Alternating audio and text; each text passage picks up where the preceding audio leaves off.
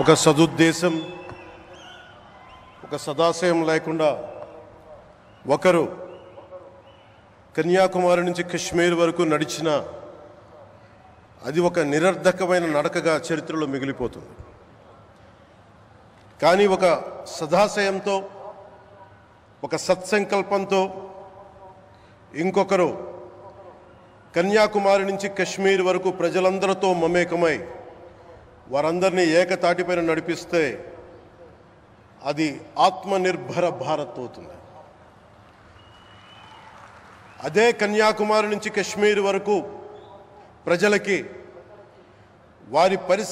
వారి పరిసరాల శుభ్రత యొక్క బాధ్యతను తెలియజేస్తే అది స్వచ్ఛ భారత్ అవుతుంది.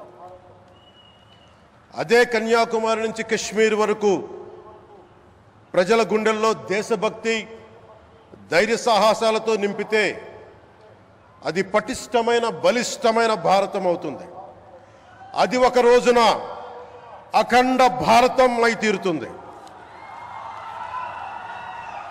ఒక బలమైన భారత్ కోసం, ఒక దృఢమైన దేశం కోసం, జగత్తంతా వసుదైక కుటుంబం అనే భావన కోసం 4.5 దశాబ్దాలుగా పరిశ్రమిస్తూ ఆ దారిలో ఎదుర్కొన్న ప్రతి పరాజయాన్ని, పడ్డ ప్రతి అవమానాన్ని నవ్వుతూ స్వీకరిస్తూ వాటినే విజయాలకి ఇంధనంగా వాడుకుంటూ దేశాన్ని అభివృద్ధి పథంలో నడిపిస్తూ భారతదేశాన్ని ప్రపంచంలోనే 3వ బలమైన ఆర్థిక వ్యవస్థగా తీర్చిదిద్దేలా నడిపిస్తున్న మన ప్రియతమ ప్రధాని, మన గౌరవ ప్రధాని శ్రీ నరేంద్ర మోదీ గారికి నా తరపున 5 కోట్ల మంది ఆంధ్రప్రదేశ్ ప్రజల తరపున నా హృదయపూర్వక నమస్కారాలు.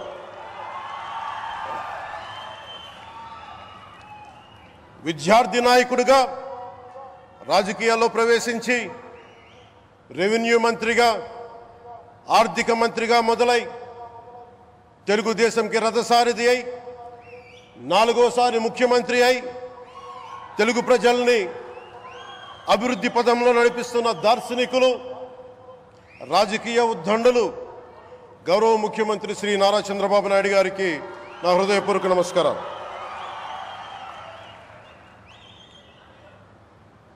తోటి మంత్రివర్గ సహచరులైన ప్రతి ఒక్కరికి, నారా లోకేష్ గారికి, ఎన్డీఏ కూటమి శాసనసభ్యులకి, నాయకులకి, బీజేపీ నాయకులందరికీ పేరు పేరున నా నమస్కారాలు. కార్యకర్తలకి నా హృదయపూర్వక నమస్కారాలు. బీజేపీ నాయకురాలు శ్రీమతి పురంధేశ్వరి గారికి నా హృదయపూర్వక నమస్కారం. మా ఎన్డీఏ కూటమికి 164 అసెంబ్లీ స్థానాలు, 21 మంది పార్లమెంట్ సభ్యులనిచ్చి మమ్మల్ని వారి విలువైన ఓటుతో వేసి గెలిచిన ప్రతి ఒక్కరికి ఆడపడుచులకి, అక్క చెల్లెలకి, పెద్దలకి, పిన్నలకి, యువతులకి, యువకులకి పేరు పేరున నా హృదయపూర్వక నమస్కారాలు. ప్రజలు ఎన్డీఏ ప్రభుత్వాన్ని నమ్మారు, నిలబడ్డారు.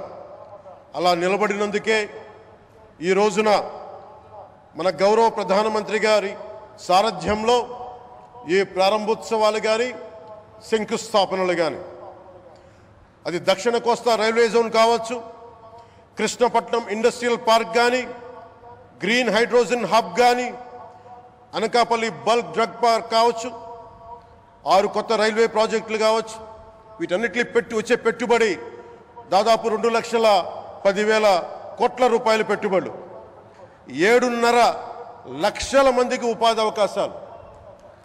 అవినీతితో కూరుకుపోయి ఉపాధి అవకాశాలు లేక, ఉద్యోగ అవకాశాలు లేక విలవిల్లాడుతున్న సమయంలో మీరు నిలబడ్డారు.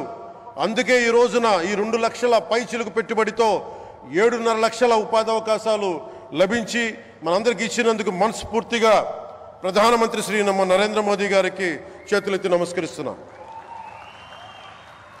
ఇవి కాకుండా కొత్త హైవేల నిర్మాణం విస్తరణ, అలాగే అమరావతి రాజధానికి పెట్టుబడులు, పోలవరంకి నిధులు, 15th ఫైనాన్స్ కమిషన్ నిధులు కానీ, జల్ జీవన్ మిషన్ కోసం ప్రతి ఇంటికి నీరు, రక్షిత మంచినీరు రావాలి ఆయన ఆకాంక్ష, ఆయన ఆశయం.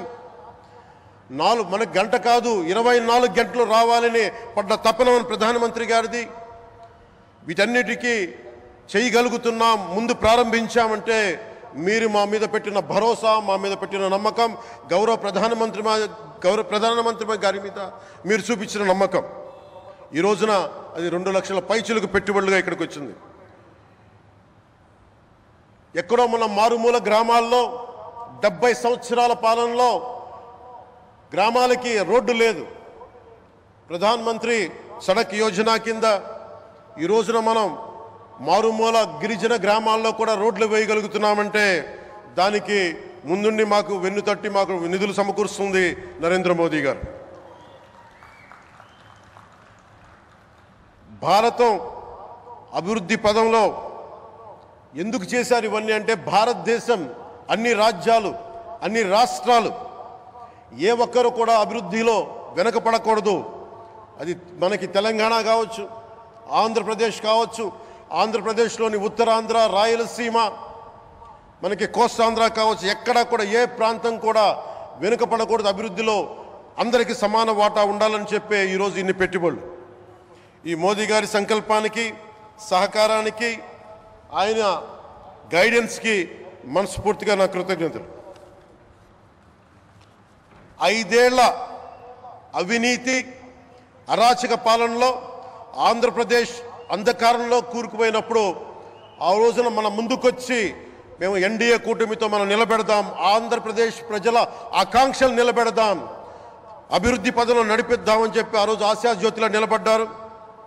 అసలు అభివృద్ధికి ఆస్కారమే లేదు ఆంధ్రాకి అనే స్థితి నుంచి అభివృద్ధి అంటే ఆంధ్రానే అని చెప్పుకునేలా గౌరవ ముఖ్యమంత్రి గారి నాయకత్వం, చంద్రబాబు గారి నాయకత్వంలో, ప్రధానమంత్రి గారి నిర్దేశకత్వంలో, వారి సూచనలతో సహకారంతో క్యాబినెట్ కానీ, మంత్రివర్గ సహచరులు కానీ, ఎన్డీఏ కూటమి ఎమ్మెల్యేలు కానీ, మేమందరం కార్యకర్తలు అందరం కష్టపడతాం. అహిర్నిశలు రేయం భవళ్ళు కష్టపడతాం. దేశ ప్రగతిలో భాగస్వామ్యులు అవుతాం.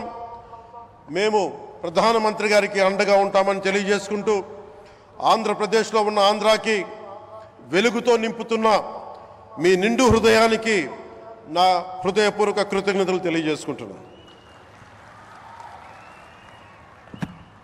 మరోమారు మీ అందరికీ ధన్యవాదాలు తెలుపుకుంటూ, నమ్మకం పెట్టారు. మీరు పెట్టిన నమ్మకానికి ఈ రోజున 2 లక్షల పైచిలకు పెట్టుబడులు తీసుకొచ్చారు. ప్రధానమంత్రి గారు ఉండటం వల్ల, సమర్థవంతులైన చంద్రబాబు గారు ఉండటం వల్ల మేమందరం నేర్చుకోవడానికి, పనిచేయడానికి సంసిద్ధంగా ఉన్నాం. సో మీరందరూ ఇదే సహకారం ఇవ్వాలని మనస్ఫూర్తిగా కోరుకుంటూ, ఆ భగవంతుడు, ఆ లక్ష్మీ నరసింహుడు ఈ దేశాన్ని మరింత ప్రగతి పదంలో నడిపించేలా గౌరవ ప్రధానమంత్రి శ్రీ నరేంద్ర మోదీ గారికి దీర్ఘాయుష్ ఇవ్వాలి, ఆరోగ్యం ఇవ్వాలని మనస్ఫూర్తిగా కోరుకుంటూ, ఆ లక్ష్మీ నరసింహుడిని వేడుకుంటూ సెలవు తీసుకున్నాను. జై భారత్, జై హింద్.